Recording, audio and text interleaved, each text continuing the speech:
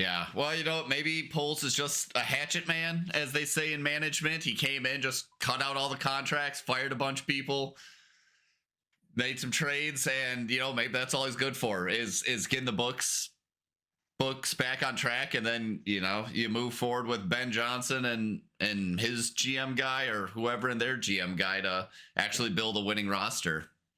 Maybe that was the So plan all along. Maybe the McCaskies are playing the long game. oh, come on now. So it was the plan all along to suck for the pick and to then rebuild, and we did that. And on paper, it's great. We have draft capital. We have balanced books. We have good cap space. We have no lopsided contracts. If they're all pretty decent contracts and they're not push money out in the future, they're all right now. I'm paying you a flat rate. Like this is what it is. It's interesting to me because obviously you want the head coach should be running the show, making decisions on players, contracts, maybe need some help with that, but like you're the person out of the team. We still don't have an identity to the team. Big no. 3 years into the Flus experiment.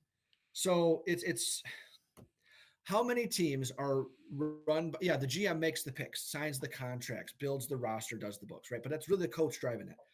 It feels like too many people in the kitchen, like by the board. There's a Oh board yeah. of everybody like that. How many teams are actually run like that? None. How many teams are taken seriously that are run like that? None. Like you look at Green Bay, LaFleur, Gutekunst, that's it. You don't hear about anybody else. Same thing with the Niners, for better or worse. Like you don't hear about anybody else. You don't hear anybody above KOC and Quasi. Quasi. Yeah, you hear about the Wirfs, but usually that's not a good thing. But that's not a frequent and like control like the conversations. Like you cannot get away from this narrative. Like it's like, oh yeah, the Wirfs, but we know it's it's Quasi. Like we know. Yeah. How many are so meddling? Even the Jags, like Khan, Dallas, Jerry Jones, but that's a little bit different because he's the only one that runs it that way.